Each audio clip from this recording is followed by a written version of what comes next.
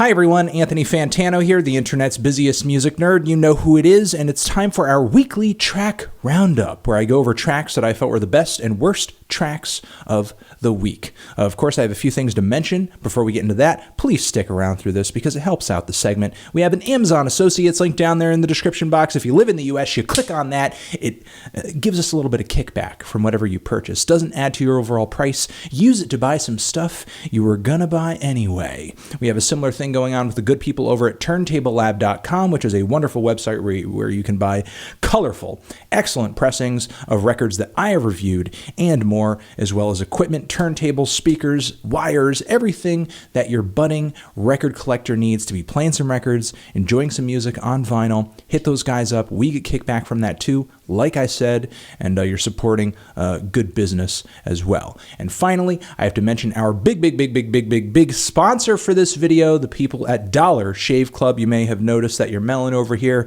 is looking a little raggedy, and that's because I was just out mowing the lawn. Because even when you get 1 million subscribers, you have to mow the lawn. The grass still grows.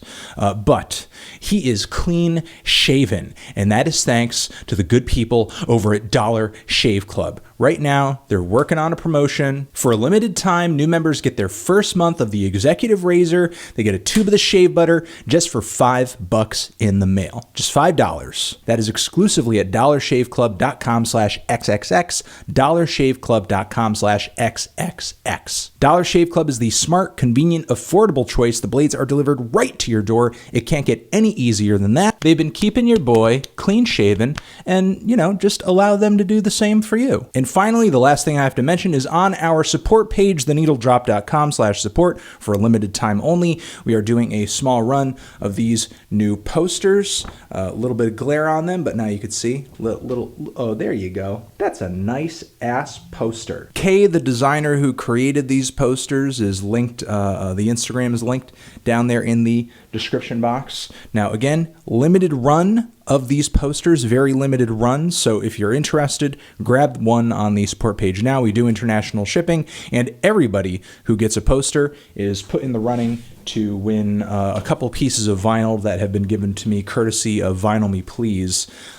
We have a fresh vinyl copy of Panda Bear's Person Pitch, and we have a vinyl copy of the new Tennis album as well. Again, buy a poster, you're in the running to win one of these, and you can alter to, or sort of opt rather, to get the poster signed if you would like it to be signed, sort of initialed.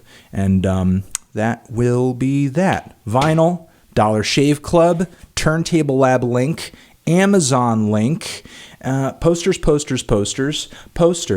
and let's get into the tracks. The first few tracks that I want to shout out are not necessarily, categorized into best, meh, or worst or anything.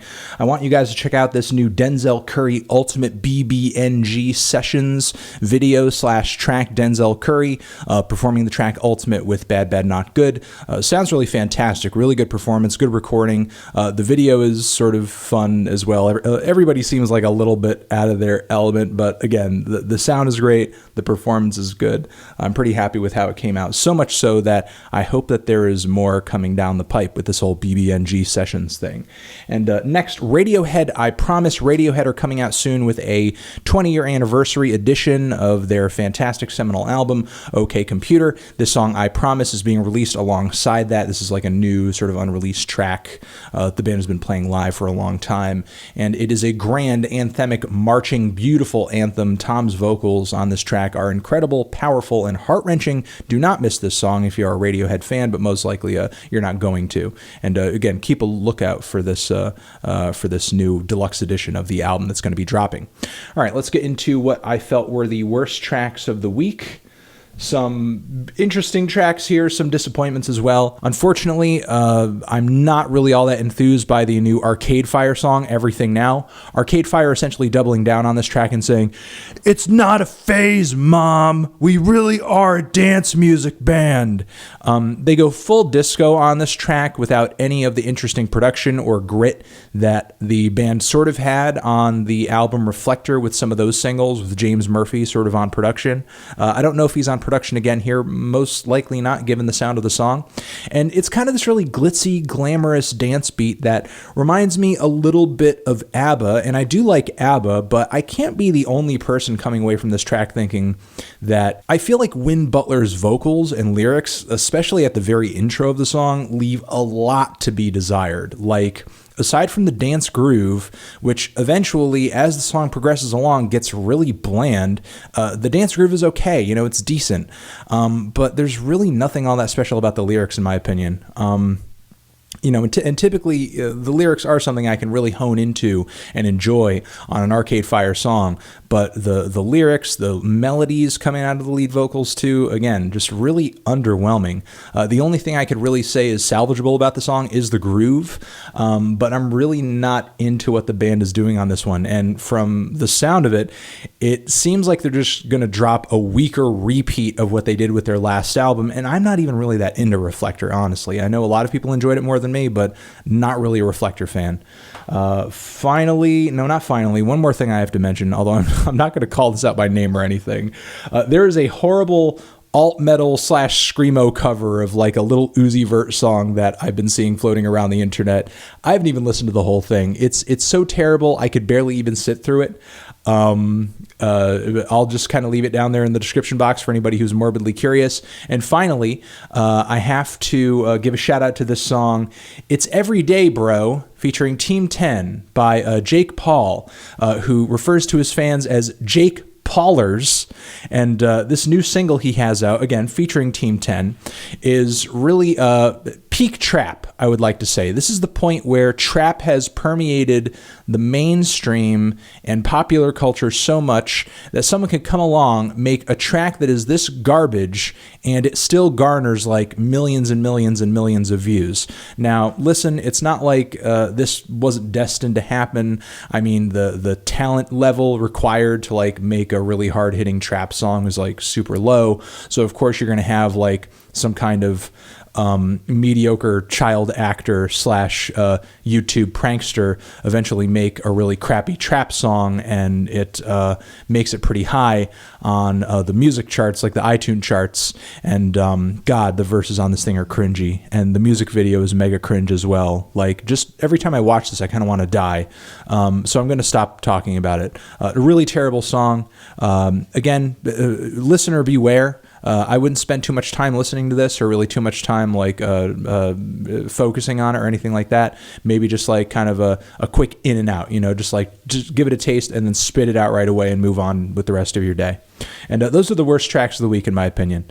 Let's move on to the tracks that, aren't my favorites of the week, but I still want to mention. RL Grime has a new one out featuring Miguel. Love the glamorous, sort of bright, very hard-hitting and epic instrumental. And in my opinion, on this track, Miguel gives one of his most fiery vocal performances that I've ever heard that dude give, period, even on his own records. So I'm actually liking this track quite a bit.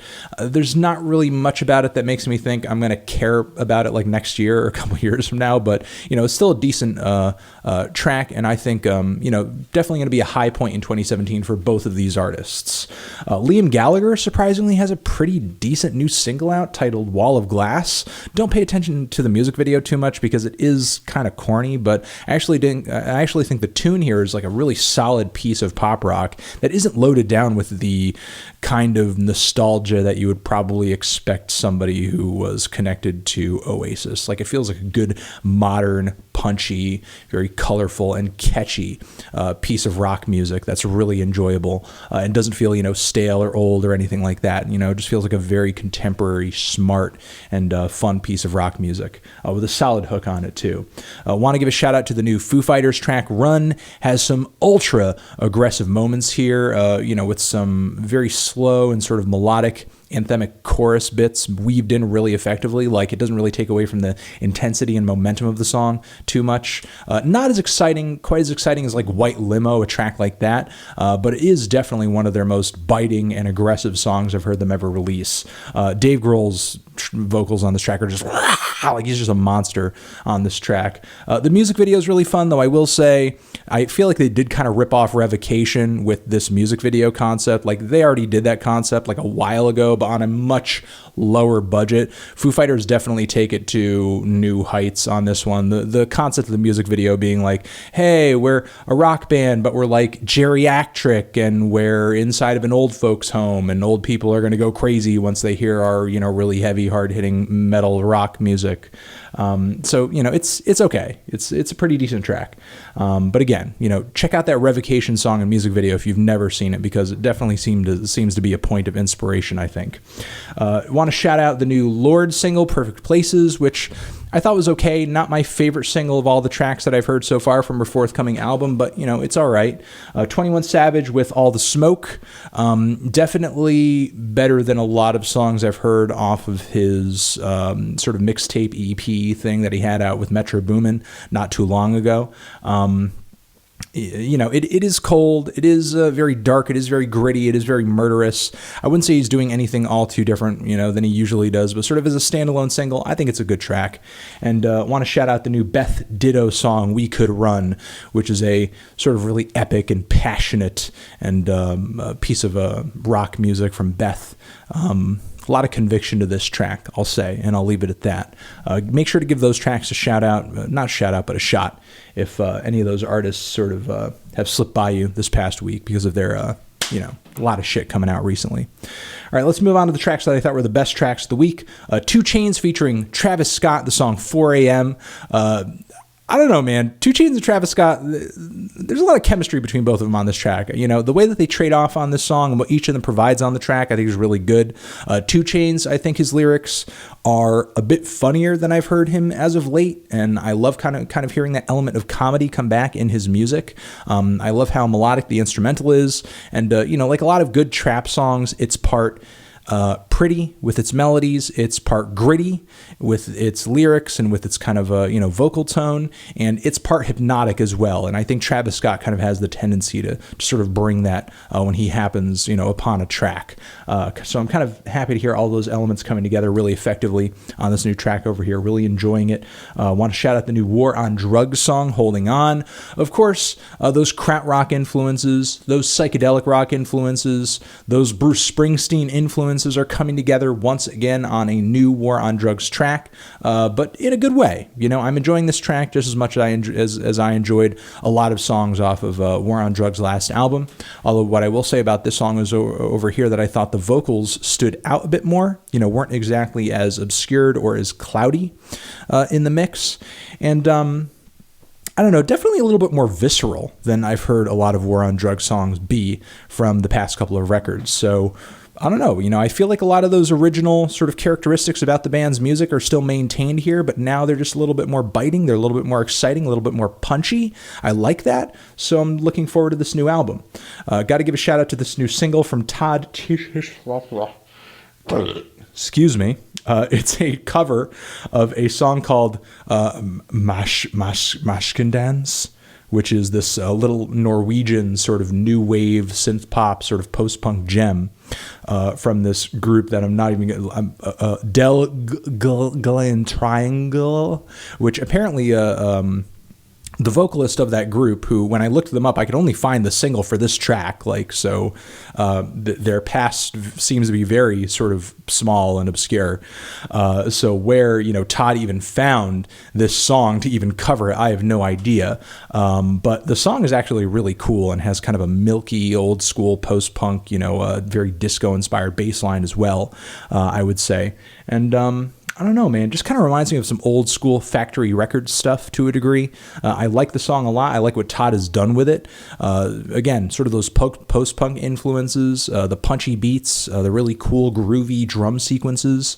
A lot of cool things about the production on this track. I like how sort of rigid and, hard as nails it feels, but, it has a nice, smooth kind of groove to it. It kind of takes me back to the old school of electronic music and post-punk, but without just kind of seeming like a simple exercise in nostalgia. There are a lot of cool, clean, modern, punchy characteristics about this track too that I think are really great.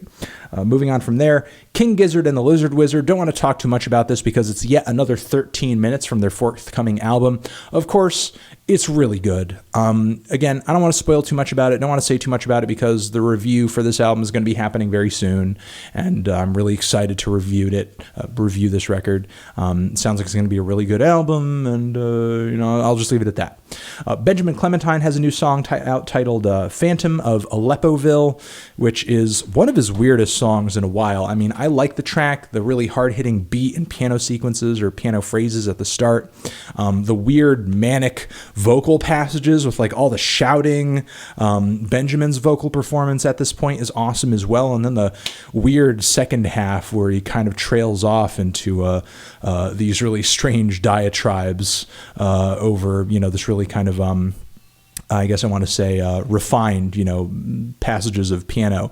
It's a really linear, very oddly structured track, and I'm still kind of confused by it in a way. There are moments of it that I really love. There are moments of it that I'm still kind of perplexed by. I'm not 100% sure if I love 100% of the track yet, but I am really intrigued, and I am dying to hear what Benjamin is going to do next in terms of a new album.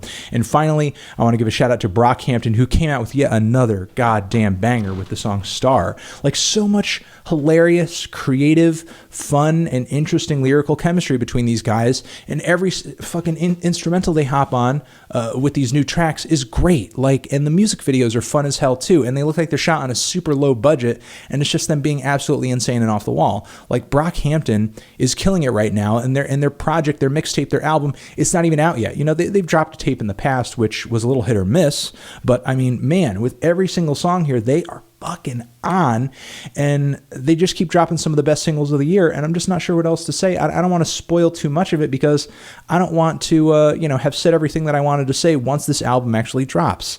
So there you go. Those are the best tracks of the week, the worst tracks of the week, the songs that I thought were okay. Make sure to check out that Denzel Curry and that Radiohead. Also, next, the Amazon link, okay? The Turntable Lab link, okay? The link from our good people over at dollarshaveclub.com. Again, that is dollarshaveclub.com/XXX. And we have the posters available for a limited time only. Okay? That is, again, at theneedledrop.com/support. And that is it for the best and worst tracks of the week, the weekly track roundup, guys. I hope you got some good recommendations out of this video. I will see you guys in the next video forever.